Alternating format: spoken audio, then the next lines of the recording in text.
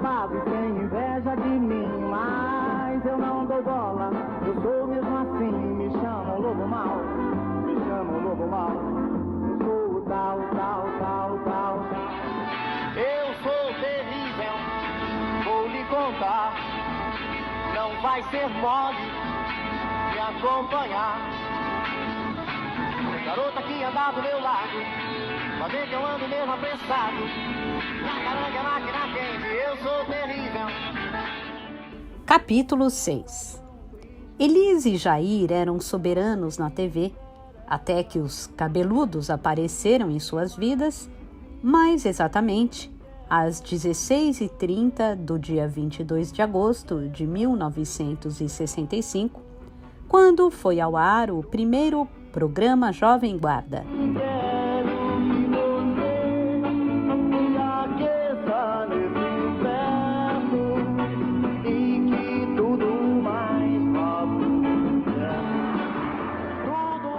E tudo começou com um buraco a ser preenchido.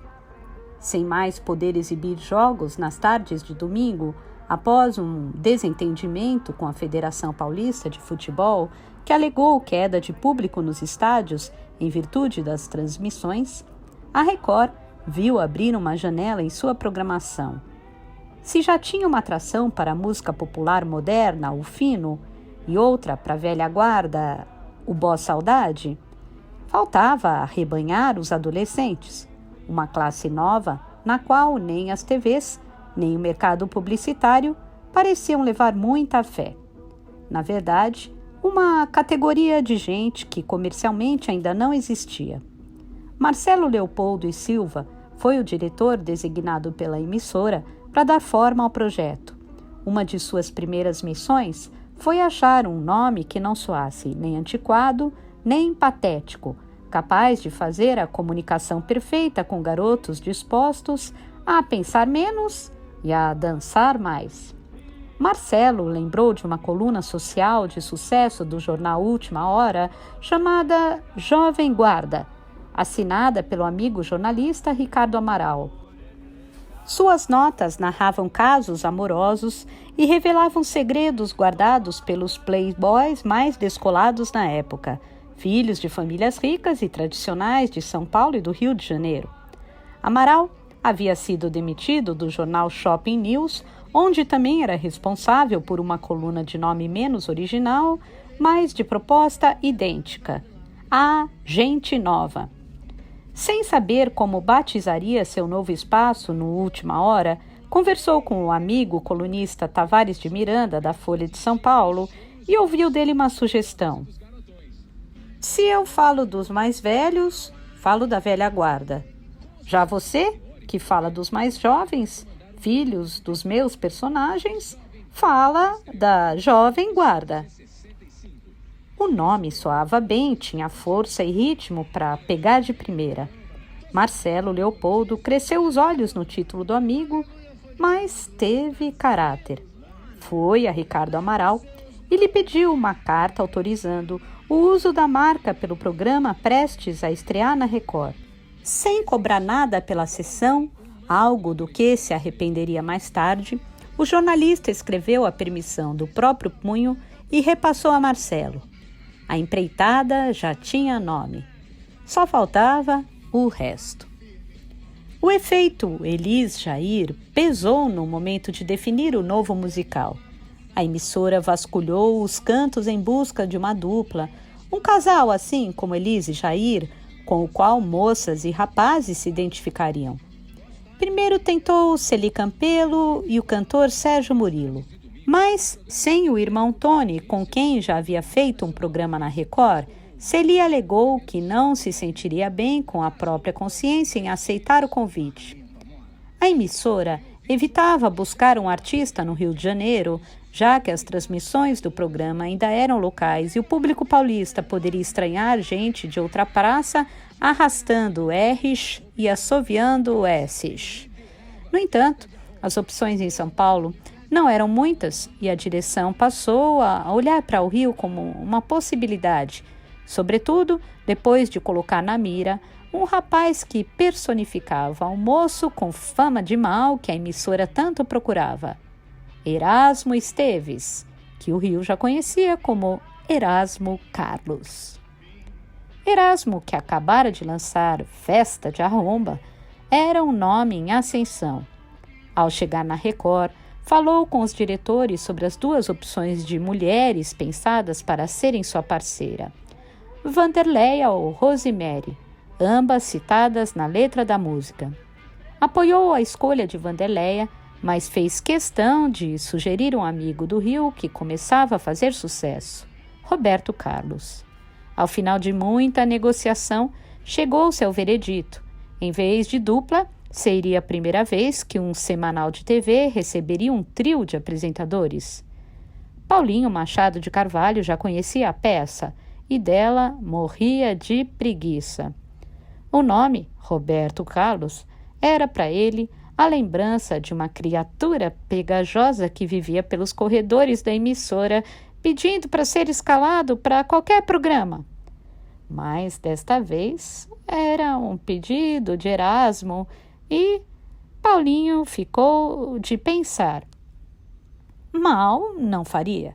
Se desse errado, encontrariam o terceiro elemento no canto do palco e manteriam Erasmo e Vanderleia no foco principal. A Record decidiu fazer um teste com Roberto e o trouxe a São Paulo para saber como o moço se comportaria em um estúdio de TV diante das câmeras e microfones. Sentado em uma sala com o violão nas mãos, esperando o sinal para começar a cantar, Roberto não sabia que era observado por Paulinho Machado por meio de uma vidraça. O diretor ainda não havia escutado a voz do candidato quando se fixou em sua expressão. Os olhos fundos e tristes, combinado com um sorriso meigo. E, contido, mudou as más impressões. Depois de passar algum tempo analisando apenas a figura do cantor, o diretor entendeu que aquela era a imagem de um astro predestinado ao sucesso, sobretudo com as mulheres, por um motivo que o tocou. Roberto estava sempre pedindo colo. Ninguém mais precisou convencê-lo de que daria certo.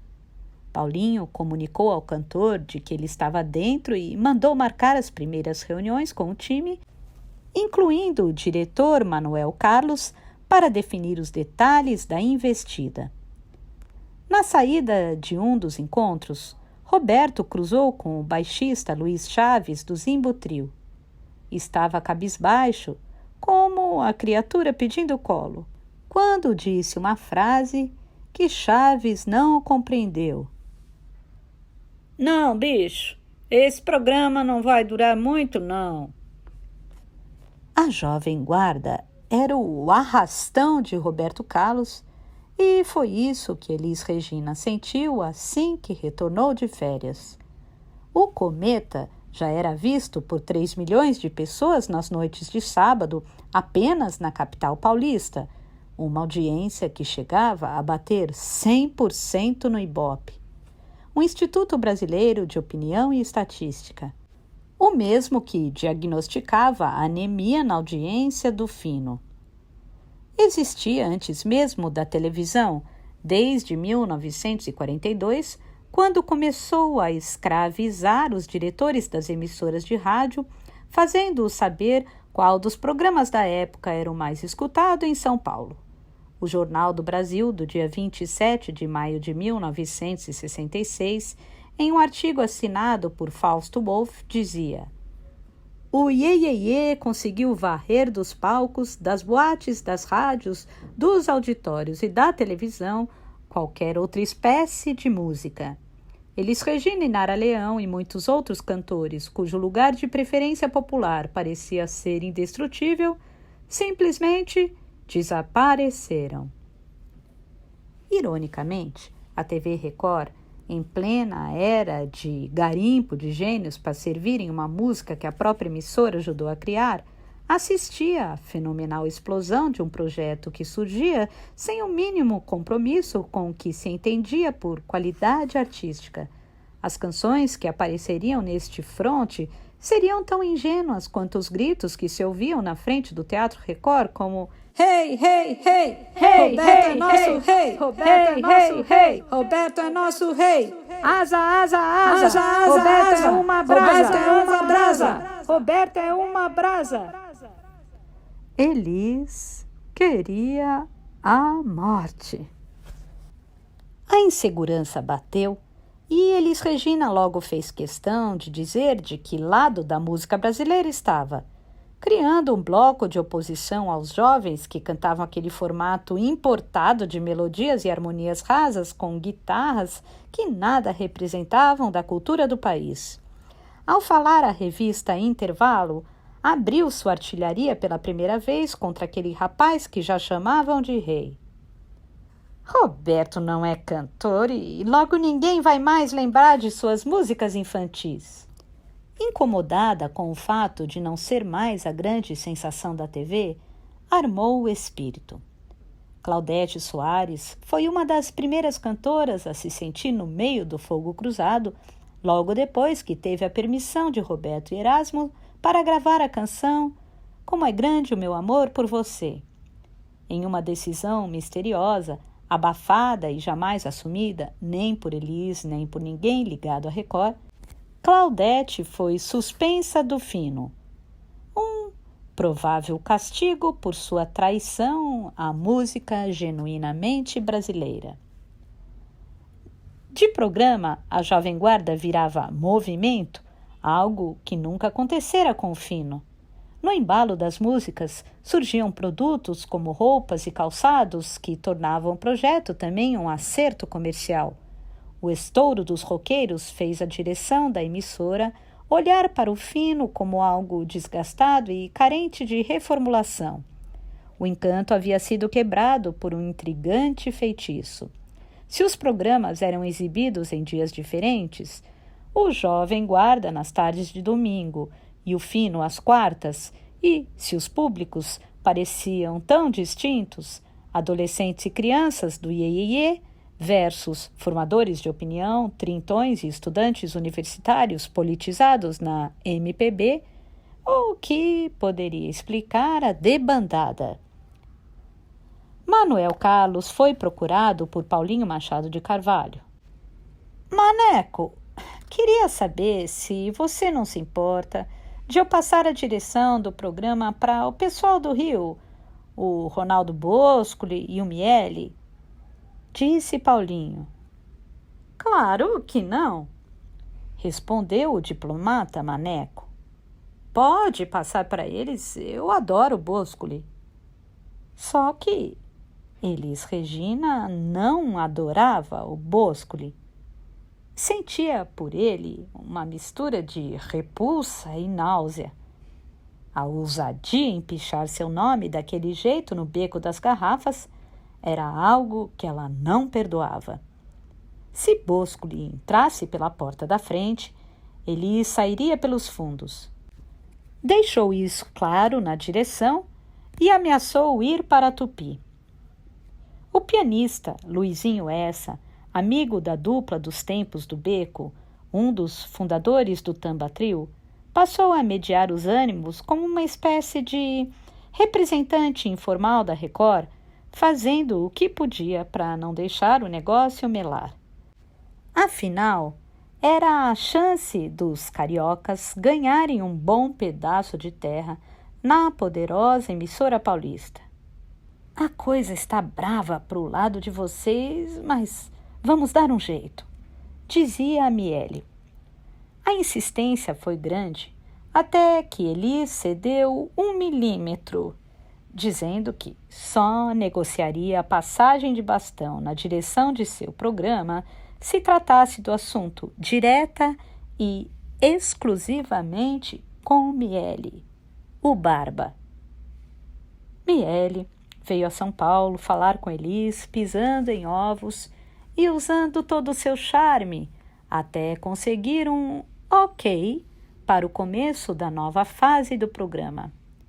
Mas havia uma cláusula irrevogável no sim de Elis: que ela não respirasse o mesmo ar de Ronaldo Boscoli jamais. Miele festejou a vitória e enviou ao Rio um telegrama aos cuidados do amigo com uma palavra de 3 letras: Gol! Boscoli responderia com uma frase menos cifrada: se ela me disser bom dia, eu como.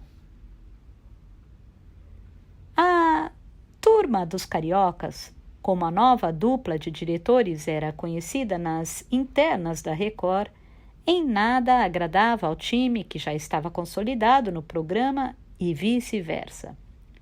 Boscoli considerava Jair Rodrigues uma presença cafona. Uma cantora com esse talento ao lado de um cara que planta bananeira no palco não dá certo, é loucura, argumentou. A demissão de Jair foi o primeiro ato da nova administração. Sentindo o ar pesado e já farto da imagem de trio acompanhante, o Zimbo aproveitou que seu contrato vencia e pulou fora. A administração Miele Boscoli queria mesmo fazer uma recalchutagem geral. O fino, mais elitizado, precisava de um novo tema de abertura. Luizinho Essa, convidado para fazer a música, chamou Miele Boscoli e Elis para trabalharem na letra e na melodia em sua casa, sem saber o tamanho da encrenca que arrumava. Armada até os dentes, Elis seguiu para o endereço. Miele foi de escudo.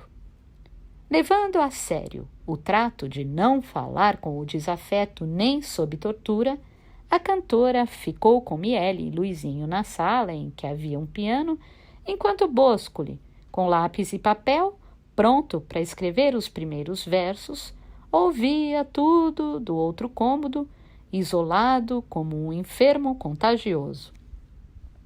Após Luizinho tocar as primeiras notas, Miele deu a conferida. Tá ouvindo daí, Ronaldo? Sim, tá bom, gritou o produtor. Mais um trecho da música e Boscoli já tinha alguma coisa. Miele, vem aqui um pouco. Miele foi, pegou o trecho e o trouxe de volta para Luizinho testar. Elis ouvia e dava o veredito. Se era um sim, Miele gritava: Ronaldo, valeu! E então o processo recomeçava do trecho da música em que haviam parado. Luizinho tocava daqui, Boscoli ouvia de lá, Miele ia pegar a letra, Luizinho atestava e Elis esticava o polegar para cima ou para baixo. Ronaldo, tá ouvindo aí? Gritava Miele. Vinícius de Moraes passou para uma visita a Luizinho neste exato instante. Depois de ver a cena, saiu apressado sem dizer o que queria. Oi, Luizinho, eu ia te dar um recado, mas depois eu ligo. Falou com o pescoço esticado para dentro da sala e saiu cochichando para si mesmo. Isto aqui vai dar merda. Sem o Zimbo, Elis adotava como suporte o Bossa Jazz Trio, com o qual havia gravado o segundo álbum da trilogia Dois na Bossa. Além das performances na TV, era com o novo time do pianista Milson Godoy, do baixista Jurandir Meirelles e do baterista José Roberto Sarzano, que Elis sairia para uma breve viagem à Venezuela, onde faria uma apresentação em uma emissora de TV de Caracas. O jovem quarteto aproveitava para se divertir antes de retornar à rotina de shows e gravações na Record. Um pouco antes da viagem, durante um coquetel em um restaurante que ficava em frente à TV Excelsior, na rua Rangel Pestana, José Roberto e Elis trocaram olhares e sentiram calores subindo pela espinha até não resistirem mais. Embora tivesse a mesma idade, o baterista se considerava uma criança ao lado de uma mulher. Elis era madura, pensava em constituir família, sabia o que queria e, sobretudo, o que não queria. E uma de suas decisões foi a de que ninguém, ou o menor número de pessoas possível, soubesse daquele envolvimento. José Roberto, a quem Elis chamava carinhosamente de Zé Colmeia, e Elis, a quem Zé Colmeia chamava carinhosamente de Catatal, tinham de segurar as pontas de um caso secreto. Ao lado de uma celebridade, o jovem baterista bolava estratégias para que seu romance proibido não vazasse. Para irem ao cinema, escolhiam sessões em horários da tarde, geralmente as mais vazias. Ao chegarem, esperavam a projeção começar para entrarem na sala e saíam um pouco antes que os créditos subissem na tela. Cidadão Kane foi um dos longas que tocou Elis profundamente. Sem mais detalhes, dizia ao namorado que aquele filme teria uma forte mensagem relacionada à sua própria vida. Homens ricos e mais velhos cansaram de cortejar Elis na frente de José Roberto nas tardes em que o músico esperava pela cantora em frente ao Teatro Record. Ao perceber que sentia ciúmes, Elis segurava seu rosto e pedia com doçura que não se sentisse daquela forma. O baterista percebia também a velocidade com que sua amada mudava de humor, passando do estado de euforia à tristeza profunda em segundos. Mistérios que jamais decifraria com precisão. Caracas era um alívio ao clima pesado que passou a rondar a Record naqueles tempos de mudança. Viver era preciso, e ao menos por 2 vezes, os venezuelanos ouviram uma gargalhada de Elis.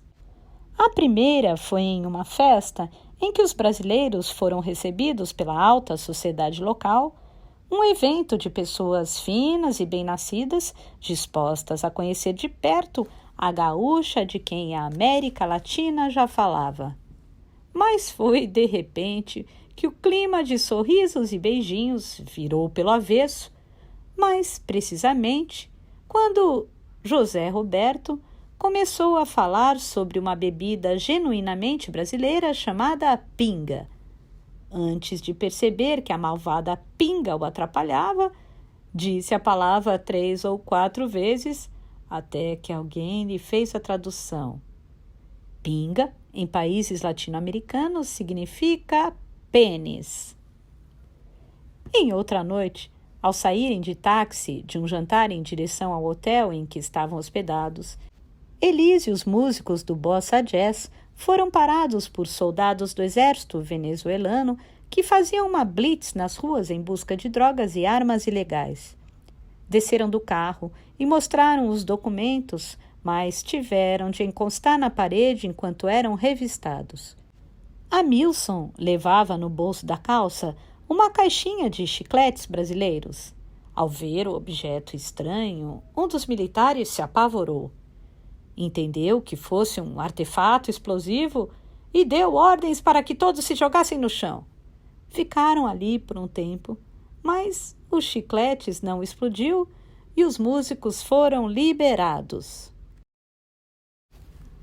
Ao voltarem a São Paulo, Elis e o Bossa Jazz desembarcaram impressionados com a qualidade técnica da TV venezuelana. Em uma das cenas, os técnicos fizeram uma montagem com a imagem de Elis cantando como se estivesse em pé sobre a caixa da bateria de José Roberto. Um recurso que passava longe das possibilidades da Record. Eles estão muito à nossa frente, comentou Elis aos repórteres na chegada ao aeroporto de Congonhas.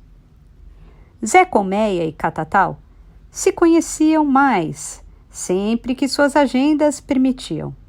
Marcavam discretamente cinemas e restaurantes para alimentarem uma confiança mútua da qual a cantora parecia carecer no meio do ciclone em que vivia. Em um fim de semana sem compromissos, Elis levou José Roberto para conhecer sua família, que passava alguns dias nas praias de Araruama, no Rio de Janeiro. Aos poucos, o namorado, já não tão secreto, observava as relações conturbadas na família Carvalho Costa. Havia um certo carinho no convívio com a mãe, mas, com o pai, sobravam conflitos. José Roberto sentia que, por mais que nenhum dos dois pensassem em algo mais sério, como filhos e casamento, Elis precisava mostrar aos pais que estava ao lado de alguém normal. Seu Romeu o recebeu friamente, com um aperto de mão frouxo e nenhuma palavra. Dona Erci foi mais atenciosa. Após fazer as apresentações, Elis levou José Roberto para o quarto e, imediatamente, encostou o ouvido na porta para saber o que falariam do seu acompanhante. Uma aflição que só passou quando ela percebeu que o Zé Colmeia não havia sido rejeitado.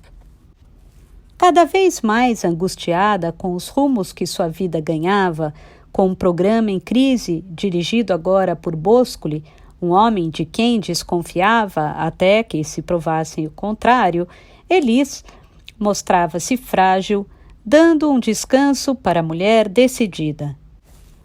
José Roberto contou, sem maiores intenções, de uma espécie de conselheira espiritual, Dona Isaura, que vivia orientando os passos de sua mãe nos momentos de incerteza. Elis quis conhecer a preta velha.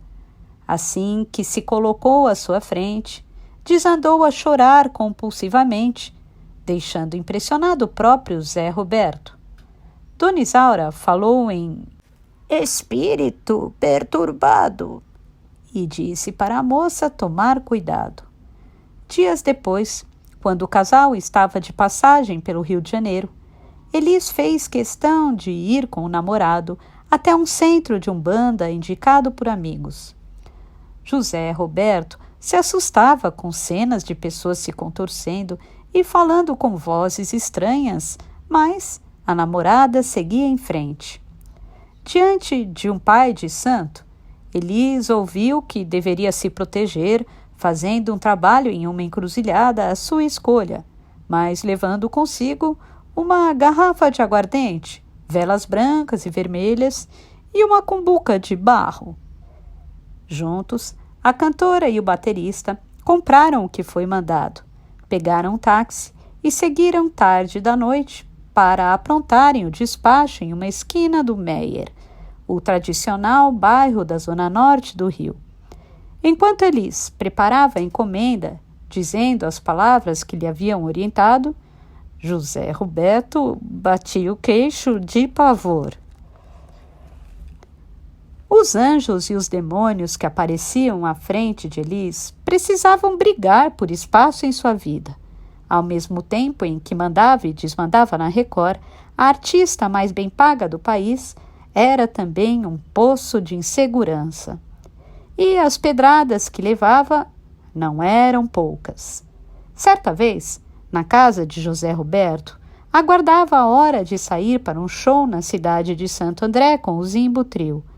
Era um dia de chuva e a cantora estava com febre, gripada e afônica, visivelmente sem condições de encarar 2 horas de apresentação. José Roberto a convenceu de que o melhor era cancelar. Juntos ligaram para o empresário Marcos Lázaro e deram a má notícia. Lázaro, sem santo a quem recorrer, apanhou José Roberto e Elis e os levou até o local da apresentação, onde o público esperava pela cantora. Diante da plateia, a própria Elis, em péssimas condições físicas, explicava que não haveria show naquela noite porque sua saúde não permitiria. No dia seguinte, um jornal da região estampava que a cantora havia cancelado a apresentação depois de aparecer visivelmente embriagada e escondendo sua gravidez com um casaco. Para uma jovem que anos antes cantava com as amigas em uma sala de aula de Porto Alegre, o mundo ficara hostil rápido demais. Os maiores dilemas, no entanto, vinham da emissora que pagava o seu salário. Colocar a MPB versus a Jovem Guarda em um ringue era algo que muito interessava a Record. Uma polarização saborosa que deveria ser alimentada junto aos telespectadores e aos artistas para render notícia e, consequentemente, audiência. Afinal, tratava-se de uma briga da Record com ela mesma que nem passava pelas concorrentes Tupi e Excelsior. Os argumentos para legitimá-la pareciam inquestionáveis. No lado esquerdo do corner, a MPB, sigla que a imprensa criou para noticiar os festivais de uma forma que fizesse os títulos das matérias caberem em seus respectivos espaços. MPB era muito mais curto e funcional do que música popular brasileira. Uma senhora robusta e de expressão fechada, consagrada em festivais da canção, de consciência política e estética renovadora, representada por músicas que acreditavam ter o poder de mudar o mundo. No canto direito, ele, o garotão Iê Iê.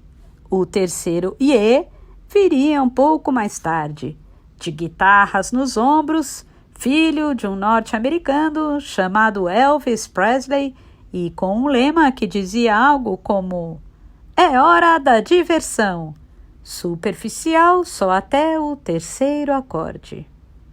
O amor aprendia-se com ele, não era para ser cantado com sofrimento.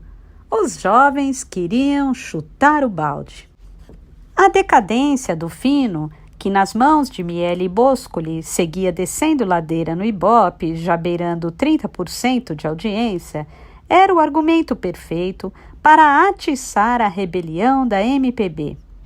Mais vibrante do que preocupado, Paulinho Machado convocou uma reunião na empresa com a ala dos engajados entre Elis, Nara Leão, Geraldo Vandré, Ronaldo Boscoli, Gilberto Gil e Caetano Veloso. Este como convidado especial e conselheiro de Gil, sem direito a voto.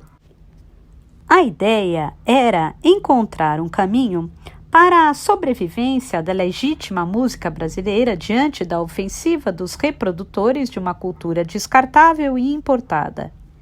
Era preciso estancar a hemorragia iniciada havia mais de um ano e que não parecia ter cura. Em defesa das riquezas nacionais, Vandré subiu nas tamancas em um discurso comovente, mais por sua apaixonada crença naquilo que julgava verdade do que por sua verdade em si. Gil flanou sobre o mesmo tema, dando voltas acerca da importância dos meios de comunicação na formação de uma identidade definitivamente brasileira. Quando quase todos os pés pareciam flutuar a 2 palmos do chão, erguidas por ideias revolucionárias, Nara Leão pediu a palavra para fazê-los voltar à terra, ou melhor, despencar por uma escadaria. Serena e equilibrada, passou a falar diretamente a Paulinho Machado de Carvalho. Senhor Paulinho, estou aqui como contratada de sua emissora e irei sempre cumprir meus compromissos quando for escalada para qualquer programa. A emissora é do senhor e o senhor pode fazer o que bem entender com ela. Só gostaria de pedir um favor, que o senhor diga aos seus produtores que não me escalem mais para estar em um mesmo programa com Elis Regina. Silêncio dramático. O que é isso, Nara? Perguntou Boscoli. Quem estava naquela sala sabia sobre o que Nara dizia. Uma edição da revista Manchete, de 17 de junho de 1967, havia exposto todas as feridas entre Nara Leão e Elis Regina em uma matéria de página inteira assinada pelo jornalista Carlos Marques. Segundo a publicação, Nara e Elis foram convidadas a fazer uma foto nos estúdios da Manchete, ao lado de Gilberto Gil e Chico Buarque. Por um azar que mais pareceu pegadinha, Gil e Chico tiveram compromissos e não puderam aparecer. Assim, Nara, calma e risonha, e Elis tensa e calada, ficavam frente a frente. O fotógrafo já havia disparado alguns flashes quando Elis, tomada por uma súbita fúria, abandonou tudo. "Vou embora! Não gosto da Nara!" Mais tarde, o jornalista entrevistou as cantoras separadamente e publicou os textos na mesma página. O depoimento de Elis Regina sobre Nara Leão não deixava pedra sobre pedra. O título era uma de suas frases. "Nara canta mal e fala bem." Sua impiedosa artilharia dava assim o primeiro disparo. "Me irrita sua falta de posição dentro e fora da MPB. Ela foi musa, mas começou a atrair os movimentos dos quais participava. Começou na bossa, passou a cantar samba do morro, depois músicas de protesto e agora aderiu ao iê-iê. Negou todos. Nara Leão desmente sempre a imprensa quando esta publica algo que não lhe convém. Observei que, na música, Nara segue esta mesma filosofia, afirma e depois desmente conforme as conveniências. Exemplo disso foi quando ela conseguiu ser manchete no jornal Última Hora ao espinafrar o Exército Brasileiro. Elis seguia em colocações implacáveis. Acusava Nara de brigar com artistas que começavam a fazer barulho, como Roberto Carlos, apenas para ganhar espaço na mídia. "O que me admira é que ela faz psicanálise há 6 anos. Será que ela faz psicanálise ou curso de publicidade, de autopromoção?" Elis subia um morro com o pé no acelerador. "A verdade é que Nara Leão canta muito mal e fala bem. No fundo, esta confusão toda é altamente promocional para ela." Sem mais discernir a cantora da mulher, algo que pedia que fizessem com ela, partiu para revelações de camarim. "Nara não sabe o que quer. Um dia, no meu camarim da Record, ela disse: 'Não gosto de nada que faço. Já estudei canto, fiz cerâmica, aula de música, mas nada disso me satisfaz. O que eu quero, na verdade, é casar, ter filhos e viver bem com meu marido.'" Elis abria ainda um parêntese para dizer que nada tinha contra o iê-iê, mas sim contra a apelação. "Não é verdade que eu não gosto do Roberto Carlos? Pelo contrário, acho que ele é o melhor de todos." Ainda sem saber o que Elis havia dito, Nara foi mais amena quando procurada pelo repórter. Disse não entender o que havia de errado. "Quero cantar. Quero que ela cante e queremos vender discos. Sou muito amiga de todas as cantoras." Fez então um retrospecto para tentar identificar o momento em que o pino da granada havia sido retirado. "Conheci a Elis em um show no Teatro Paramount em 1965. Trabalhamos na mesma estação de TV e na mesma fábrica de discos. Toda essa confusão começou quando apareci com o sucesso de A Banda de Chico Buarque. Ela concorreu no mesmo festival no ano passado e daí em diante aconteceram coisas que me desagradaram." Nara se referia ao 2º Festival da Música Popular Brasileira da Record entre setembro e outubro de 1966, quando a banda de Chico empatou após uma fervorosa final com Disparada de Geraldo Vandré e Theo de Barros, defendida por Jair Rodrigues. Elis, cantando o Ensaio Geral de Gilberto Gil, ficou em 5º lugar. Nara seguia. "Quando Elis certa vez me apresentou em seu programa como uma moça que está prometendo muito, achei que estava sendo agredida. Sobre cantar músicas ligadas ao iê-iê de Roberto Carlos, a cantora rebatia: canto e cantarei o que for de bom gosto. Em São Paulo, recentemente, apresentei músicas dos Beatles. Quem tem coragem de dizer que eles não prestam? Yesterday, por exemplo, é quase erudita. O próprio Roberto Carlos tem músicas que são agradáveis a qualquer ouvinte. Ninguém pode negar que nossa canção é bela. Dado o recado, Nara fechara seu depoimento oferecendo o dedo mindinho a Elis. Possuo todos os discos de Elis Regina. Gosto dela como cantora e acho que ela tem um excelente repertório e ponto final. Aquele ponto final era reaberto na reunião da Record. Elis, talvez por reconhecer que fora bem mais longe do que sua colega de profissão, não rebateu o desabafo que Nara fez a Paulinho. Até porque Nara vinha com classe, falando o que queria com um tom que esvaziava os argumentos de quem resolvesse lhe levantar a voz. Mas algo ficou claro. Antes de haver qualquer abismo entre a música brasileira e a Jovem Guarda, os egos da própria MPB pareciam levá-la para o abismo. Depois de alertar Paulinho de sua indisposição em dividir um palco de programa com Elis, Nara tirou do bolso um documento e ofereceu ao diretor. Aqui está a minha carteira da Ordem dos Músicos do Brasil. É só ver, sou classificada como cantora. A reunião terminou ali. A rivalidade entre Nara e Elis, não. Antes de chegar ao desfecho, a reunião da Record havia rendido um fruto. Em vez de entubar o fino, mais uma vez, à espera de uma melhora na audiência, eles iriam desligar os aparelhos e investir em uma criatura de 7 cabeças para minimizar as travessuras da Jovem Guarda.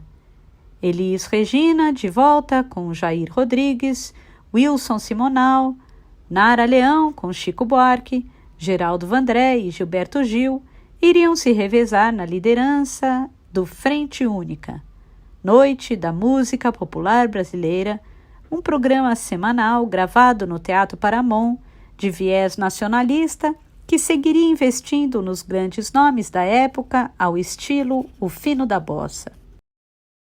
Iriam se revezar na liderança do Frente Única, Noite da Música Popular Brasileira, um programa semanal gravado no Teatro Paramount, de viés nacionalista, que seguiria investindo nos grandes nomes da época ao estilo O Fino da Bossa. Elis não tinha saída.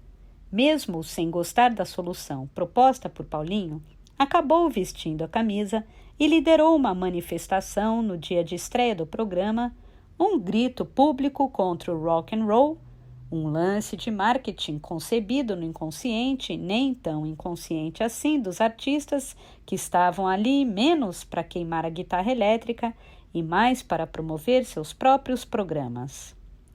A ideia da Record, por trás da preocupação com o futuro da música popular brasileira, era fazer seus 2 gansos voarem alto. Tanto a Jovem Guarda quanto a MPB só ganhariam publicidade com o feito. E assim, seguiu na tarde de 17 de julho de 1967 a passeata contra a guitarra elétrica. De um lado de Elis, Edu Lobo, do outro, Gilberto Gil, e pelo caminho, que ia do Largo São Francisco ao Teatro Paramount, Zé Quete, Geraldo Vandré, MPB4 e todos os populares que a turma conseguia arrebanhar pelo caminho. Na janela do Hotel Danúbio Azul, no centro paulistano, incrédulos, como se vissem uma parada de senhoras católicas indignadas com a venda de sutiãs, Caetano e Nara Leão apenas lamentavam.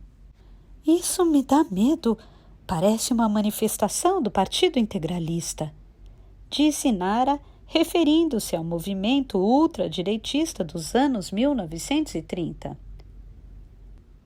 O primeiro show da série Noite da Música Popular Brasileira, seguindo a dinâmica do fino de gravações às segundas e exibições na TV às quartas, foi definido por Marcos Lázaro como a noite em que Elis Regina seria relançada. As calçadas da Avenida Brigadeiro Luiz Antônio voltaram a ficar lotadas como nos bons tempos, mas um grupo de estudantes passava um abaixo-assinado pedindo o retorno do antigo programa de Elis. Pouco antes do início do show, já eram quase 500 nomes para serem entregues à direção da Record, exigindo a volta do velho fino.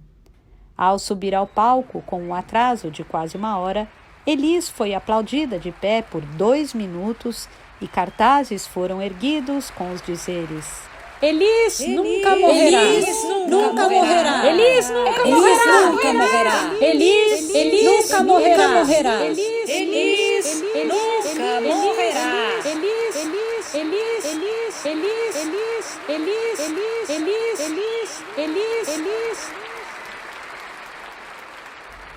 O jogo da Record deixava de ser divertido e expunha uma contradição interna. Diante da insatisfação e das expectativas dos artistas da Frente Única, a emissora elaborou um plano de ação com 3 tópicos. 1. A Rádio Record de São Paulo passaria a transmitir 100% de música brasileira. 2. A programação da TV seria reformulada, privilegiando a MPB. 3. Novas ideias seriam discutidas em reuniões semanais. Estratégias que chegaram a ser divulgadas em jornais da época, mas que ficaram no papel. Até porque nenhum diretor com o mínimo de ordem mental levantaria a hipótese de demitir ou encostar Roberto Carlos, o homem que mais vendia discos no país. Ao mesmo tempo em que servia de quartel-general para os militares da MPB pura, a Record havia instalado em seus corredores o ninho dos novos inimigos. 70% dos artistas adeptos da guitarra elétrica eram contratados da emissora paulista neste momento. Avassaladores e estabelecidos, Roberto, Erasmo e Vanderleia seguiam à frente da jovem guarda. Como um extraterrestre, tentando estabelecer contato, usando um idioma que ninguém sabia falar, Ronaldo Lindenberg e von Schilgen Sintra Nogueira tentava ser Rony Von. A paz de Rony Von havia acabado no dia em que a Rádio Tamoio do Rio de Janeiro tocou uma de suas músicas. Descoberto pelo produtor João Araújo enquanto se apresentava como convidado surpresa do grupo The Brazilian Beatles, Rony gravou, sem compromisso, um compacto com 2 canções dos Beatles.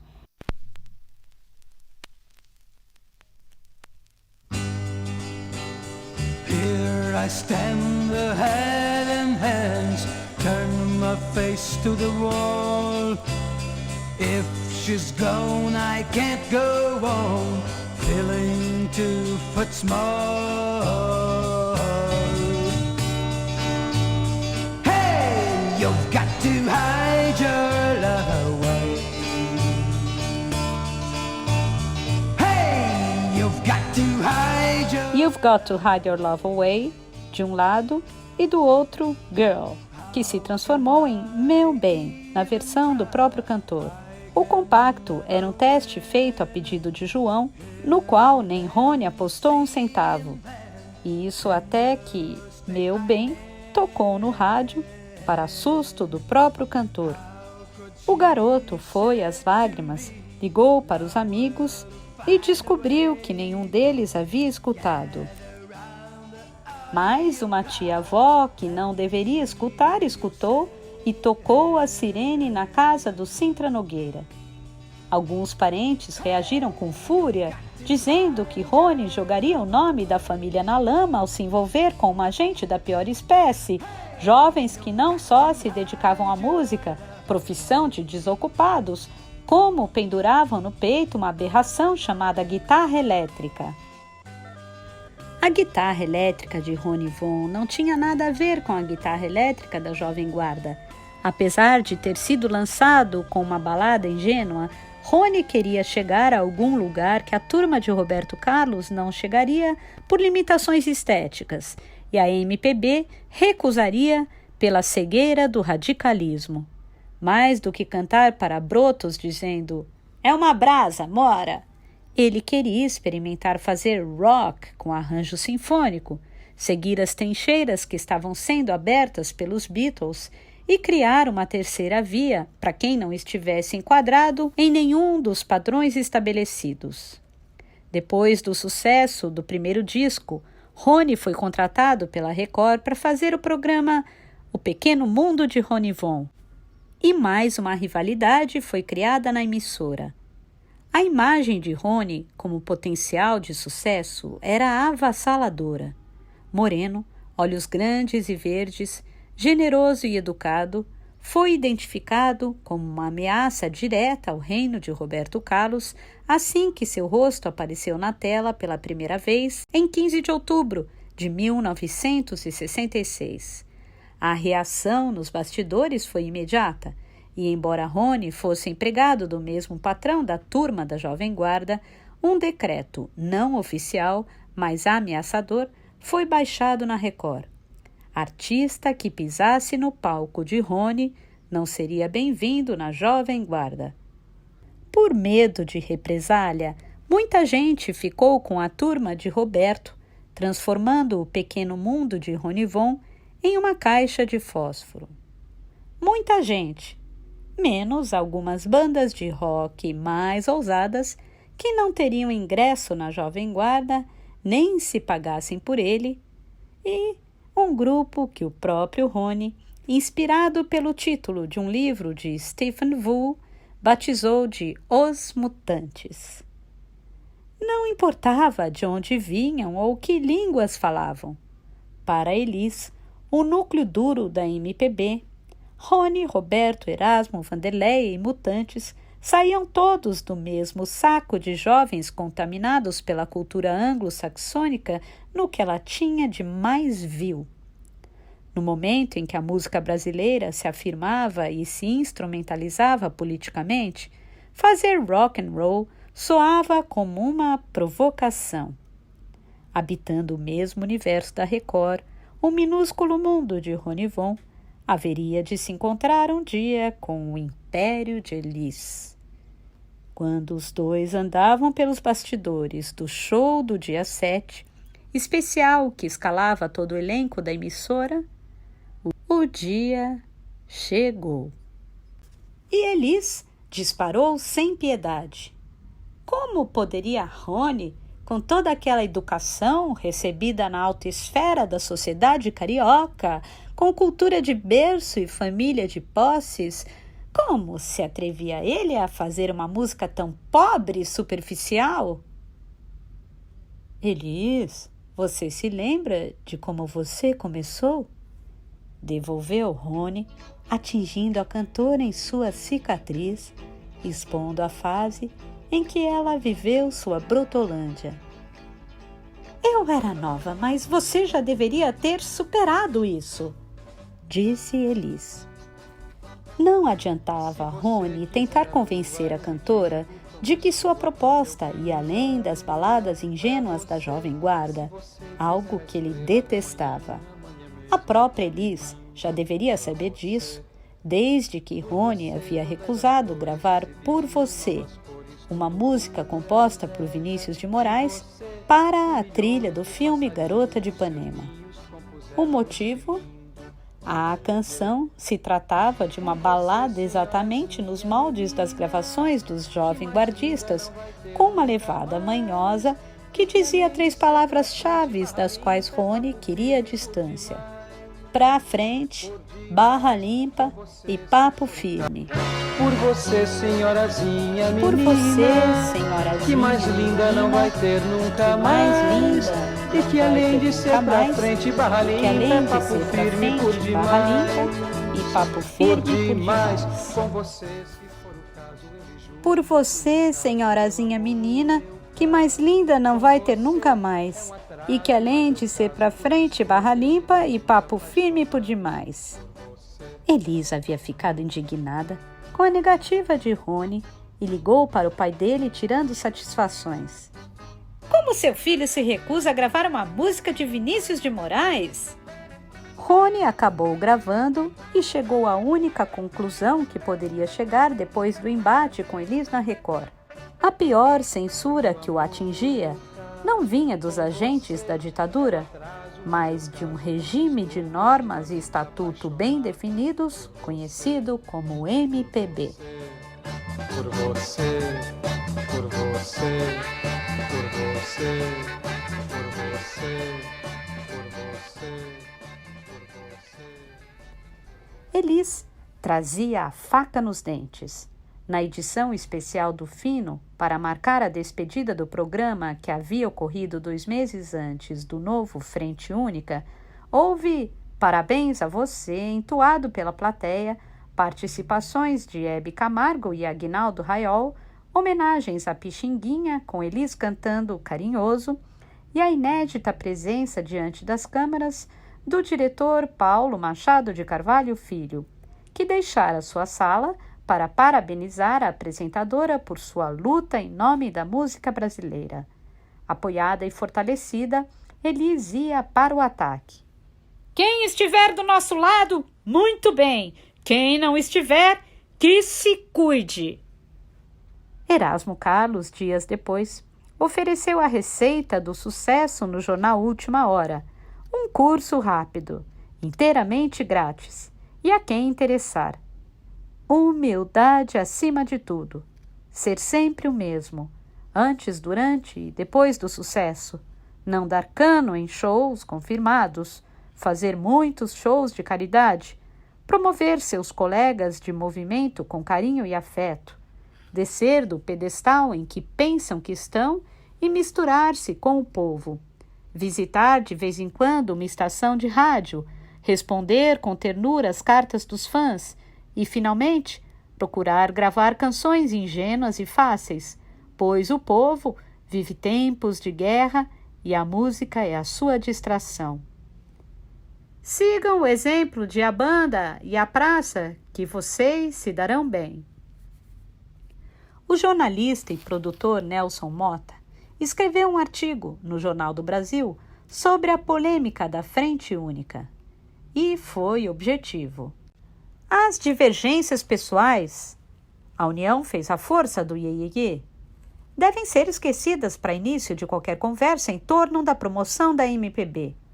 Nara Leão tem que achar Elis uma simpatia, pelo menos oficialmente, e Ronaldo Bosco e Edu Lobo devem considerar-se reciprocamente pessoas excelentes, pelo menos para constar. Gil havia sugerido uma saída. Lembrava a Mota. Gilberto Gil acha que muito da culpa cabe aos compositores que estão fazendo músicas enormes e intelectualizadas de difícil consumo. O que não seria o mesmo que dizer música rasteira. Gil faz questão de dizer que não está sugerindo músicas fáceis ou primárias, e sim uma música mais direta, sem perda de qualidade. Mota falava ainda de uma epidemia que parecia assolar a MPB, a doença da exclusividade. Se Nara Leão grava uma música, ninguém mais o faz. Idem com Elis Regina, Geraldo Vandré, Jair Rodrigues. A banda teve apenas 3 gravações diferentes. Disparada, idem. The Shadow of Your Smile teve mais de 100 gravações diferentes na América, onde cada cantor dá a sua versão sem se preocupar com os outros. Se acabar a doença da exclusividade, a música brasileira estará perto do sucesso. E terminava citando uma frase de Carlos Imperial. Alegria, alegria! O bolo dá para todo mundo! 2 dias depois, Gil aparecia no mesmo Jornal do Brasil, retomando o assunto que resvalava em Elis Regina. Os cantores que sofriam da doença da exclusividade, exigindo músicas inéditas de seus fornecedores, provocavam desabastecimento no mercado. A situação piorava por causa da postura dos próprios compositores, que passavam a guardar suas melhores criações para ser defendidas por eles mesmos nos próximos festivais. No ano passado já éramos pouco. Agora somos muito menos em virtude do campo que foi aberto. Chico tem produzido muito. Vandréia, Caetano e eu também. Meu repertório esgotou-se completamente e só agora estou pensando em compor para apresentar no próximo festival. Sem articulação aparente com a frente ampla da MPB, a Ordem dos Músicos do Brasil apertou o cerco por tabela contra a Jovem Guarda ao decidir ser mais rígida com os cantores e instrumentistas que iam prestar testes para renovar ou retirar suas carteiras. Sem esta licença, ficariam impedidos de se apresentar em boates, clubes, emissoras de rádio ou televisão. Os que fossem flagrados sem o documento em dia pagariam multas pesadas e seriam enquadrados na lei por exercício ilegal da profissão. O alvo não declarado era o crescente contingente de músicos dispostos a tocar iê-iê-iê pelo país. Centenas de instrumentistas de São Paulo, Belo Horizonte e Rio de Janeiro procuravam legalizar suas situações, mas encontraram dificuldade. A própria OMB calculou que 90% dos candidatos que tocavam em conjuntos de rock estavam sendo reprovados. Muitos simplesmente não compareciam. Na OMB do Rio, dos 2.500 inscritos para as provas de junho de 1967, apenas 1.000 compareceram. E como a lei era para todos, os músicos da MPB também deveriam renovar, ou no caso dos ainda ilegais, tirar suas carteiras o mais rápido possível. Nara Leão e Elis Regina fizeram os testes práticos e teóricos e passaram, mas Chico Buarque foi reprovado. A Ordem dos Músicos concedeu uma carteira provisória para que ele fizesse shows já agendados e, como procedia com quem fracassava na primeira tentativa, definiu um prazo de 6 meses para que estudasse e retornasse para uma segunda chance. O embate entre os estridentes defensores da MPB e os pacíficos representantes do iê-iê-iê, que ainda não entendiam por que aquilo que faziam em português não era considerado música brasileira, esquentou até chegar ao Ministério das Relações Exteriores do presidente Costa e Silva. Deixando claro de que lado estava, o ministro Magalhães Pinto ofereceu um almoço na Casa do Rio Branco para anunciar que a estrutura do Itamaraty estaria disponível a todos os artistas que trabalhavam pela imagem do país no exterior. A velha e a nova guarda do samba e da MPB compareceram em peso, com Ciro Monteiro, Pixinguinha, Lúcio Rangel, Orlando Silva, Elisete Cardoso, Elza Soares, Elis Regina, Tom Jobim, Donga, Almirante, do Lobo, o maestro Guerra Peixe, Vinícius de Moraes, Jair Rodrigues e Nara Leão. Dos jovens guardistas, nem cheiro. Ao proferir seu suntuoso discurso, Magalhães parecia disparar em direção à turma de Roberto Carlos. Durante largo período de nossa história, parecemos voltados mais para fora em razão do nosso complexo do período colonial. Era como se esperássemos atingir a maioridade por um esforço de emulação com as admiradas civilizações europeias. Vivíamos a contradição de duas vinculações inconciliáveis: a que nos prendia a esta terra pelo berço e a que nos mantinha culturalmente atados a outras nações. Por um raro e curto momento, a MPB e o regime falaram a mesma língua. Ainda que pudesse considerar a Ordem dos Músicos e o Itamaraty aliados em sua tentativa de higienização da MPB, a frente não teria os resultados esperados. O plano da Record era testar o revezamento de apresentadores por 2 meses com a Noite da Música Popular Brasileira no Teatro Paramount, para dar o posto definitivo ao artista que fizesse mais sucesso. Acho que se fizermos a união de todas as atuais correntes da música popular brasileira de raiz, poderemos vencer, disse Gil, antecipando um conceito que em breve seria usado para Tropicália. Nossa frente há de vencer, garantiu Elis. A Record, que no Rio de Janeiro teria o programa da frente retransmitido pela TV Tupi, tratou de publicar um anúncio nos jornais, em espaço nobre, como fez no Diário de Notícias do dia 20 de agosto de 1967. Frente Única da Música Popular Brasileira, um programa resposta à ameaça do iê-iê-iê ao movimento musical brasileiro, com nossos mais famosos cantores, Elis Regina, Nara Leão, Chico Buarque, Jair Rodrigues, Aguinaldo Raiol, Gilberto Gil e MPB4. Entre outros cobras, eles vão participar juntos deste programa que agora se inicia, produzido especialmente para responder à ameaça do ritmo alienígena. Segundas-feiras, às 20h20, TV Tupi, Canal 6. Os MPBistas estavam dispostos a se unir contra os alienígenas e seguiram as dicas escritas por Nelson Motta no Jornal do Brasil. No programa apresentado por Gil, o baiano surgiu sob aplausos, trazendo Elis, Nara e Jair cantando todos à banda. A imagem de Elis e Nara lado a lado era um recado claro da disposição que tinham para recolocar a música brasileira em lugar de destaque na mídia. Mas, ao contrário da comoção no teatro, as noites não tinham o impacto de audiência esperado. Ainda não sabemos se isso vai emplacar, comentavam dirigentes nos bastidores. O problema é que nem todos os shows de Nana Caymmi, Gil, Miltinho, Agostinho dos Santos, Maria Odete e Geraldo Vandré pareciam mais suficientes para sensibilizar o telespectador distante das guerrilhas de classe. Sem ibope que o sustentasse, o Noite da Música Popular Brasileira, ou Frente Única da MPB, naufragou antes mesmo que despontasse um novo líder.